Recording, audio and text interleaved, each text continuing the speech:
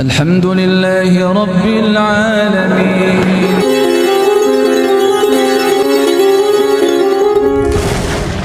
Sekarang misalkan contoh asatidzah, guru-guru, pekerjaannya mulia, mengajarkan Al-Quran, terus masih ngurus administrasi, datang, Allahu Akbar, Allahu Akbar, asik terus ini, oh ini tanggung us, teruskan us ini us, kurang 2 lembar us, gitu. Pekerjaan setan itu seperti itu, menyibukkan seseorang untuk perilaku yang selain ritual ibadah. Maka kafut mujahadah kita adalah mencegah itu.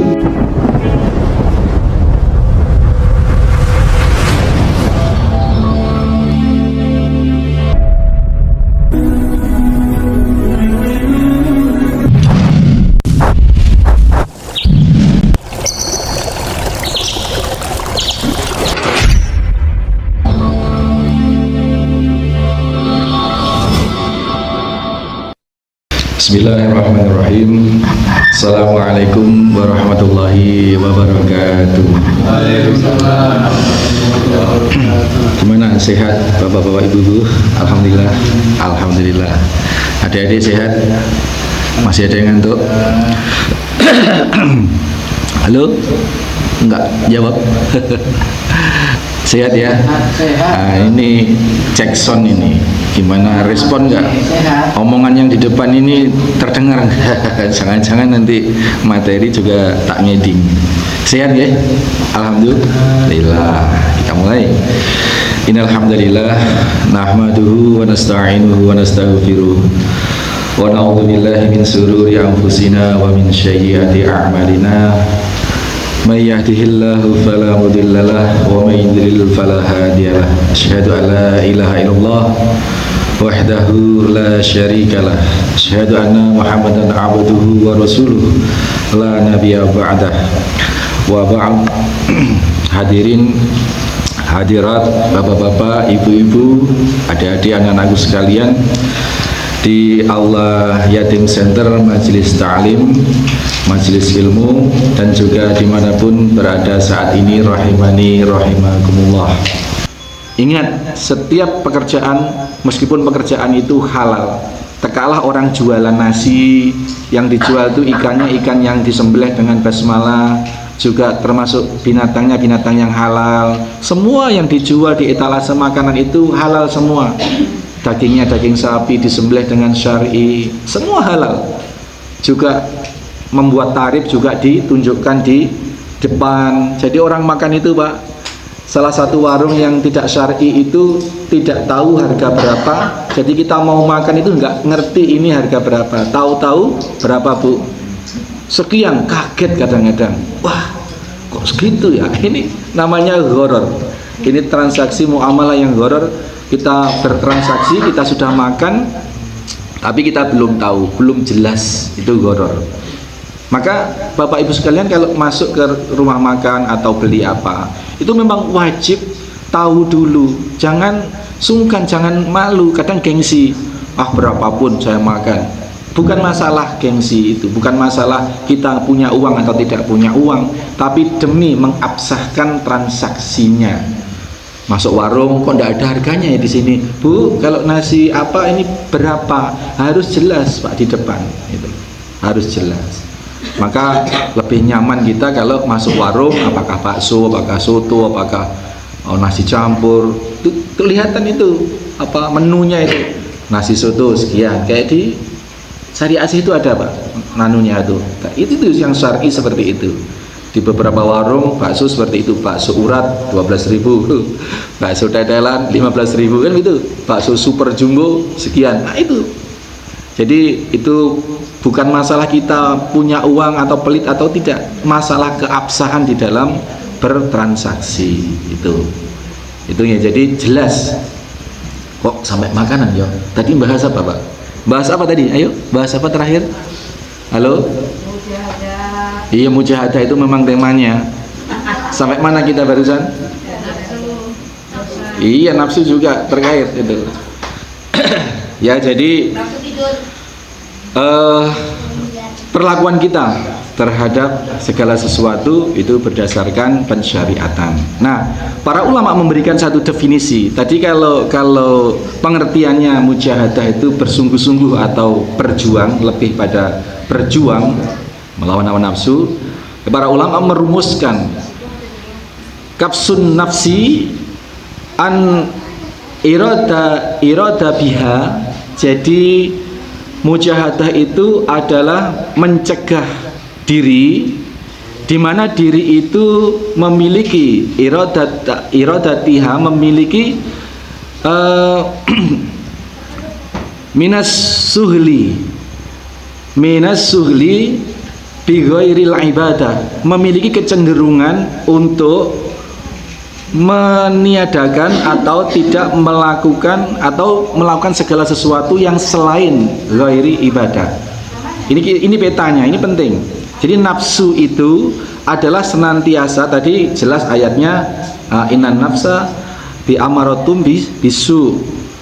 Nah, ulama mengurai bahwa keburukan yang dimaksud, bahwa sesungguhnya nafsu itu cenderung mengajak kepada keburukan kepada manusia. Para ulama kemudian mengurai keburukan yang dimaksud itu apa? Kecenderungan untuk melakukan segala sesuatu yang selain ibadah, menyibukkan segala sesuatu yang selain ibadah. Dan ini perbuatan setan, nafsu yang sudah ditongkrongi oleh setan. Itu selalu mengalihkan manusia dari perbuatan ibadah. Padahal tujuan utama diciptakan manusia kita ini adalah ibadah, gitu. Maka mujahadah adalah kafun al nafsi, usaha diri mencegah nafsu, ya, dimana nafsu itu cenderung berupaya mengalihkan, menyibukkan manusia dari perilaku ibadah, ya. Jadi itu perjuangannya, berjuang keras. Nah, itu ya di beberapa rumus-rumus. Iyalah. Jadi kalau selama ini saya kalau sudah waktu masuk sholat masih ngapain, masih asik dengan pekerjaan. Nah, tadi sampai sini ya. Tegaklah pekerjaan itu halal, tegaklah yang dijual halal, sistemnya halal. Tetapi apabila dikerjakan dengan di waktu yang sama mengabaikan perintah Allah. Waalaikumsalam. Langsung Pak duduk, Pak. Duduk. Langsung.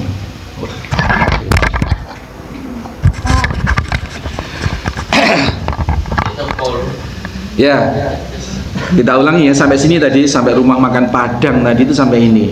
Tegaklah pekerjaan kita itu halal. Ya, sekarang misalkan contoh asatidah, guru-guru, para asatidah, pekerjaannya mulia, mengajarkan Al-Quran, ya.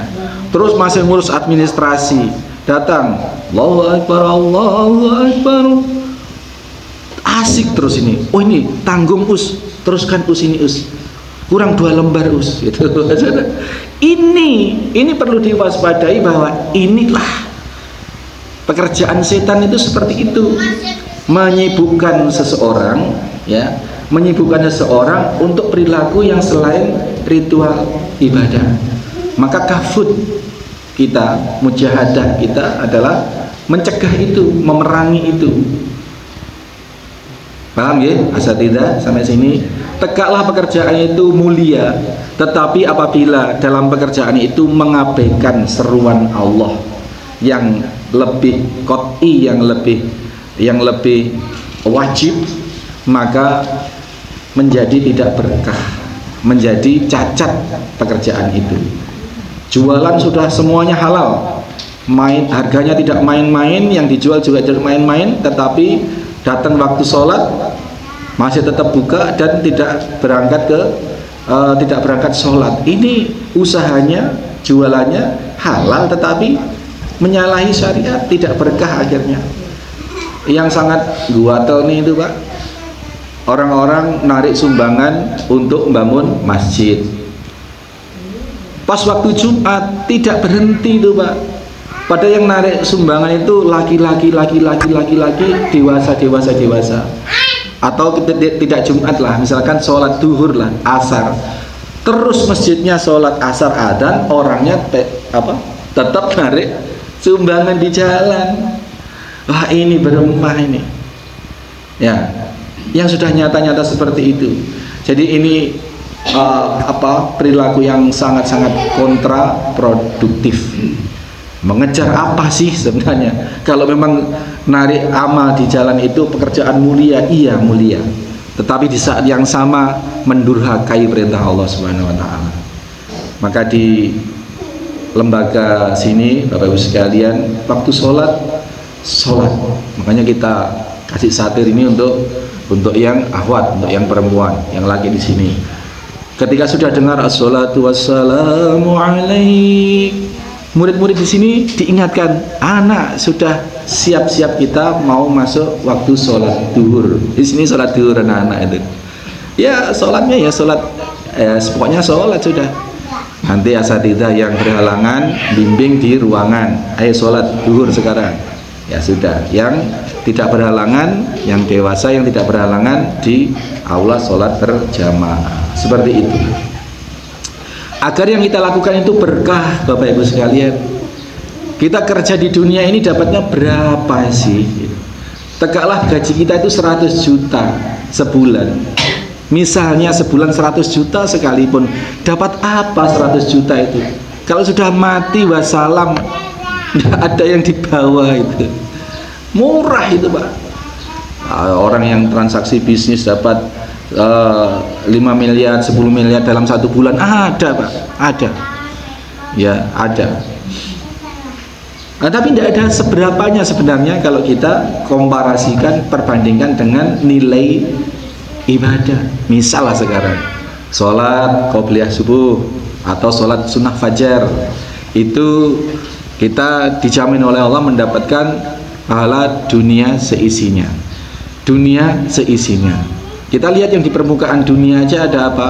Ada Alphard, ada PS, bukan Prabowo Subianto, Pajero Sport, ada Toyota Yaris, ada mobil-mobil sport Lamborghini, ada macam-macam. Itu lah, kalau kita punya tanah 10 hektar Pak, itu diparkir Lamborghini semua, itu penuh misalkan, itu masih nggak ada apa-apanya dengan amaliyah kita sholat sunnah fajar 2 rakaat yang bisa bermakna qobliyah subuh, bisa bermakna sholat sunnah apa saja, yang penting masih di waktu fajar.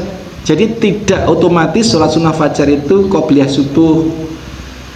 Misalkan kalau qobliyah subuh dilakukan, itu diniatkan memang itu sholat sunnah di waktu fajar, namanya sholat qobliyah subuh, itu masuk. Kadang yang nggak paham di sendiri-sendirikan, datang sholat tahiyatul masjid 2 rakaat, kemudian selesai sholat lagi sholat sunnah fajar, kemudian sholat lagi sholat qobliyah subuh. Ya tidak apa-apa gitu, karena belum tahu ilmunya. Kalau sudah tahu ilmunya Bapak Ibu sekalian, begitu masuk masjid, masuk musola, masuk tempat sholat misalkan langsung sholat sunnah 2 rakaat, sholat qobliyah subuh misalkan, itu sudah termasuk sholat sunnah tahiyatul masjid, karena sudah menghormat tempat sholat, sudah menghormat masjid, dan sudah terhitung juga sholat sunnah fajar, karena qobliyah subuh itu dilakukan di waktu fajar, dan qobliyah subuhnya otomatis ngena juga gitu. Jadi ini niat sholat sunnah fajar ini bisa 3 amaliyah yang bisa kita raih keutamaannya. Tetapi kembali lagi harus disadari dengan niat. Niat 2 rakaat ini qobliyah subuh adalah dengan juga niat dalam hati menyengaja untuk menghormat masjid, dan juga menyengaja sholat sunnah di waktu fajar. Ini jadi innama a'malu bi niat. Tapi kalau belum paham ini, kemudian niatnya sendiri-sendiri ya nggak apa-apa. Datang sholat niat tahiyatul masjid, tahiyatul musola 2 rakaat, kemudian diniatkan tersendiri sholat sunnah fajar, kemudian diniatkan tersendiri sholat sunnah qobliyah subuh, tidak apa-apa, tidak masalah, tidak masalah. Itu ya. Jadi untuk mujahadah kita suruknya 21. Saya masih ada 10 menit. Tapi sebenarnya ini materinya panjang. Dan pasti materi ini tidak habis untuk pertemuan ini, baru pengantar sebenarnya. Baru pengantar. Insya Allah pagi ini kita pengantar saja. Nanti pekan depan muqaddimah, pekan depan lagi baru masuk ke dalam rangkaian hadis-hadisnya. Karena mujahadah ini rangkaiannya banyak dan itu mendasar banget, mendasar. Maka kita anjurkan kalau thalabul ilmi, niat cari ilmu itu sebaiknya, itu alangkah eloknya kalau dicatat. Tapi nggak apa-apa juga nggak nyatat. Imam Syafi'i itu nggak pernah nyatat, Pak. Imam Syafi'i itu kalau ke majelis ilmu, ke syekhnya itu nggak pernah nyatat, ya dia yang ngeliatin aja. Tapi Pak, nyampe rumah dia langsung salin ke kitab, dia menulis kitab, langsung salin apa yang disampaikan syekhnya di majelis taklim tadi, ditulis belang, langsung dari otaknya klik belang, dan persis. Lah di sini sama dengan Imam Syafi'i, ya podo lah ora nyatet, podo lah ora nyatet. Nggak apa-apa nggak nyatet asalkan memang sudah itu. Kemudian ada seorang ini Imam Nawawi ini, kalau datang majelis ilmu nyatetnya pakai ludah, Pak. Ludah ditulis di tangan. Terus ditanya syekhnya, "Leh, kamu apa nulis?" Nggak kelihatan, tapi terus dites. Persis bisa itu Imam Nawawi yang kitabnya sekarang kita pelajari. Ya podo ya kita dengan Imam Syafi'i dan Imam Nawawi ya. Podo leh ora nyatet. Insyaallah mudah-mudahan tetap dengan niat thalabul ilmi. Jadi beda, Pak. Kajian dengan ngaji, dengan dengan pengajian itu beda. Kalau pengajian itu ya datang siap dengan telinga, siap dengan nanti kalau ada yang lucu diguyu gitu. Sehingga di segmen-segmen masyarakat tertentu kalau mau ngundang mubalik itu pertimbangan pertamanya, satu yang terkenal, dua yang lucu. Oke lah Ustadz yang itu lucu gitu. Maka semakin lucu seorang penceramah itu semakin laris yang lucu. Maka itu bedanya pengajian dengan kajian, itu bedanya itu. Kalau pengajian itu yang penting rame, gergeran, yang datang banyak, itu pokoknya menghibur begitu kan. Nah kalau kajian atau ngaji itu maknanya adalah membikin diri ini menjadi semakin aji, memproses diri untuk menjadi semakin aji di hadapan Allah Subhanahu wa Ta'ala. Dengan apa? Dengan ilmu. Ajining raga duka busana, ajining diri saka lati, ajining jiwa saka ilmu. Falsafah Jawa itu kurang satu. Ajining jiwa itu dari ilmu. Jiwa itulah nanti yang akan kembali ke Allah Subhanahu wa Ta'ala. Tuh, Bapak-Ibu sekalian, sudah masuk waktu berapa itu? Nah, ini kita nanti interaktif. Monggo ada hal-hal terkait yang bisa dikonfirmasi, bisa ditanyakan. Ini padahal pengantar ini baru permukaan yang kita sampaikan, ya, baru 3 permukaan, bahwa di dalam mujahadatul insan nafsahu, di dalam memerangi diri itu yang paling besar adalah hal dalam diri kita yang paling berat, yang paling besar untuk diperangi adalah keikhlasan sebenarnya. Jadi musuh pertama dan utama dan terberat dalam diri kita yang harus diperjuangkan dan diperangi itu adalah, yang harus diperjuangkan adalah untuk ikhlas. Karena ikhlas itu merupakan titik tolak dari diterima atau tidak diterimanya kebaikan atau amal ibadah kita. Ikhlas itu hanya menghususkan kepada Allah. Kalaupun kita ibadah kita itu pamrihnya harus pamrih kepada Allah. Apa yang dipamrihi dari Allah? Surga. Surga.